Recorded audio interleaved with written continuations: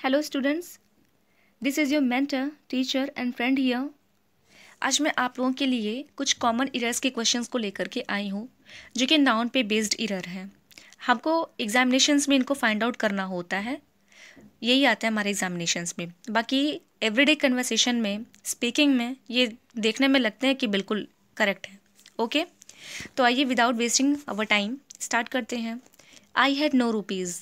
देखिए, I had no rupees जो लिखा हुआ है, ये सेंटेंस आपका रॉन्ग है। भाई क्यों रॉन्ग है? इसलिए रॉन्ग है, ये जो रुपीज़ होता है ना, इसको हम एक सर्टेन यूनिट बताने के लिए, यानी एक सर्टेन अमाउंट बताने के लिए यूज़ करते हैं। जनरली जब हमको रुपए पैसे का सेंस देना होता है तो वहाँ पे हम मनी का यूज़ करते हैं, ना कि रुपीज़ का। ओके, तो जो ऊपर वाला सेंटेंस लिखा है वो आपका रॉन्ग है। अगर हमें कहना होता है आई हैड नो रुपीज़, तो हम रुपीज़ को ना कह करके आई हैड नो मनी का यूज़ कर सकते हैं। ओके, चलिए नेक्स्ट सेंटेंस है हमारा, ही गॉट 2 ब्रेड्स। देखिए, जो ब्रेड होता है वो हमारा अनकाउंटेबल नाउन होता है, ठीक है। जो इंग्लिश में हमारा ब्रेड वर्ड होता है ना, तो ब्रेड हम अनकाउंटेबल नाउन की तरह यूज़ करते हैं। और अगर हमें इससे गिनती का बोध कराना होता है ना, तो हम गिनती के लिए इसको ए लोफ का यूज़ कर सकते हैं या ए पीस का यूज़ कर सकते हैं, ठीक है। जो ब्रेड होता है हमारा, वो अनकाउंटेबल नाउन के तरीके यूज़ किया जाता है। और अगर हमें इससे गिनती का बोध कराना होता है तो हम ए लोफ का यूज़ कर सकते हैं, LOAF लोफ। ओके, लोफ का यूज़ ना करें तो हम ए पीस का यूज़ कर सकते हैं, ठीक है। और अगर हमें इसको प्लूरल बनाना होता है तो हम पीसेस का यूज़ कर सकते हैं या फिर लोव्स का यूज़ कर सकते हैं। ओके, लेकिन हम 2 ब्रेड्स, 3 ब्रेड्स, 4 ब्रेड्स इस तरीके से इसको कंसिडर नहीं करते हैं। ओके, तो ये जो सेंटेंस लिखा है ये बिल्कुल रॉन्ग है, माफ़ कीजिएगा। ये जो सेंटेंस लिखा है ऊपर वाला, ये रॉन्ग है। और अगर हमें इसको, जब इसको प्लूरल बनाना होता है या सिंगुलर दिखाना होता है, तो वहाँ पे हम ए लोफ का यूज़ कर सकते हैं या 2 लोव्स का यूज़ कर सकते हैं। ओके, आई होप आपको समझ में आया होगा। चलिए नेक्स्ट सेंटेंस देखते हैं। It is a nice poetry. It is a nice poetry. देखिए, जो पोएट्री होता है ना, उसको भी हम अनकाउंटेबल नाउन की तरह यूज़ करते हैं, ठीक है।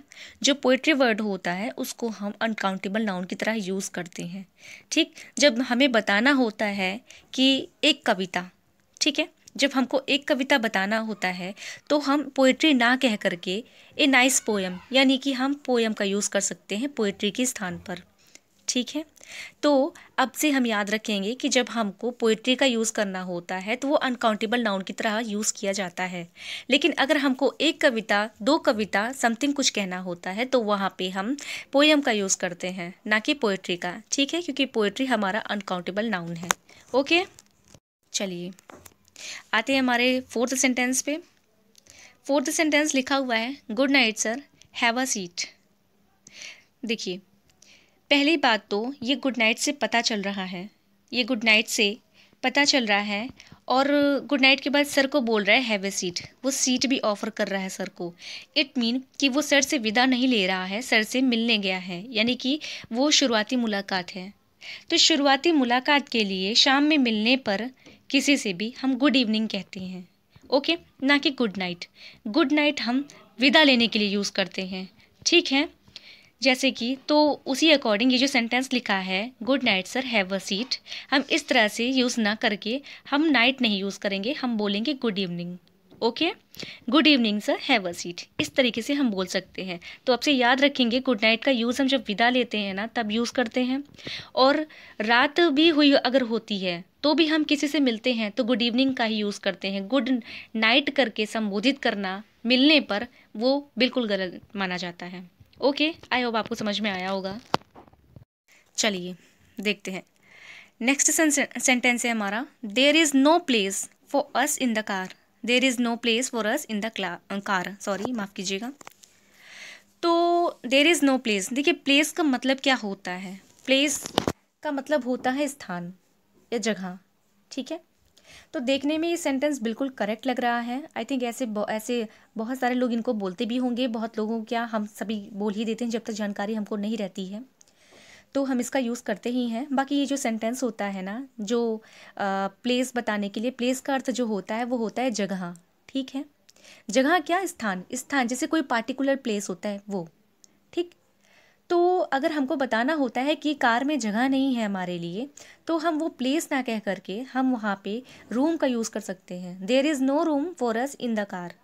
ओके, तो अब से याद रखिएगा कि देयर इज़ नो प्लेस, यानी कि कार हो गया, बस हो गया, कोई भी चीज़ होती है, वहाँ पे अगर थोड़ा सा स्पेस हमको दिखाना होता है तो वहाँ पे हम प्लेस का यूज़ नहीं करते हैं। ओके, तो वहाँ पे हम रूम का यूज़ कर सकते हैं। आई थिंक आपको समझ में आया होगा। चलिए आगे चलते हैं। एंड यस, देखिए, जो प्लेस होता है ना, प्लेस का मतलब मैंने आपको बताया स्थान हो गया। स्थान जैसे कि स्थान आप क्या समझ सकते हैं, जैसे कोई स्थान पटना, बिहार, एसेट्रा, इस तरीके से आप इसको एज्यूम कर सकते हैं। ठीक है, और रूम का मीन हो तो कमरा होता ही है।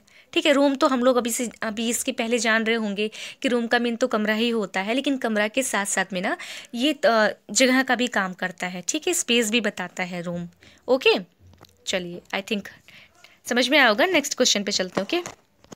ओके, सिक्स्थ सेंटेंस है हमारा, do you like his new dress. Do you like his new dress. अब इस सेंटेंस में तो बिल्कुल भी एरर नहीं लग रहा होगा। लेकिन इसमें देखिए आप, do you like his new dress, जो ड्रेस वर्ड होता है ना, जो ड्रेस वर्ड होता है उसको अकॉर्डिंग टू ग्रामर हम लोग मतलब ड्रेस का यूज़ जो है हम लड़कियां या औरतों के कपड़ों के लिए करते हैं, ना कि जेंट्स के कपड़ों के लिए करते हैं। ठीक है, जैसे अगर हमको इस सेंटेंस को करेक्ट करना होगा तो हम इसको इस कई तरीके से कर सकते हैं। जैसे do you like his new dress लिखा है ना, तो हिज न्यू क्लॉथ्स कर सकते हैं। ठीक है, क्लॉथ्स का मीन तो कुछ भी हो सकता है, garments such as trousers, dresses, shirts etcetera, है ना, जो भी बॉडी पे पहने जाते हैं। तो वहाँ पे हम अगर बॉय के लिए यूज़ कर रहे हैं, चूँकि हिज लगा है तो इससे हम कंसिडर कर रहे हैं कि ये सेंटेंस किसी बॉय के लिए बोला जा रहा होगा, है ना, मेल के लिए बोला जा रहा है। तो वहाँ पे हम ड्रेस का यूज़ नहीं करेंगे, क्योंकि ड्रेस का जो यूज़ होता है वो जनरली क्या है कि गर्ल्स के लिए यूज़ होता है, वुमेन के लिए यूज़ होता है। ठीक है, तो इस सेंटेंस में या तो हम ड्रेसेस को हटा करके क्लॉथ्स कर सकते हैं, या तो हम हिज की जगह हर कर सकते हैं। ठीक है, दोनों तरीके से आपका सेंटेंस करेक्ट हो जाएगा। और अगर हमको बॉय का ड्रेस बताना है तो हम इसको बोल सकते हैं, do you like his new clothes. माफ़ कीजिएगा, यहाँ पे जो इज़ लिखा है यहाँ पे एक टाइपिंग एरर है, हमको यहाँ पे एच लिखना चाहिए था। ओके, और जो क्लॉथ्स लिखा है, क्लॉथ्स के बाद में एक क्वेश्चन मार्क नहीं रहा है यहाँ पे। ओके, चलिए ठीक है, आई होप मैंने आपको इतना समझाने की कोशिश की। अगर आपको वीडियो अच्छा लगा तो लाइक करिएगा, सब्सक्राइब करिएगा और शेयर करिएगा। फिर किसी वीडियो में नेक्स्ट कॉन्सेप्ट के साथ में। Okay, thank you so much.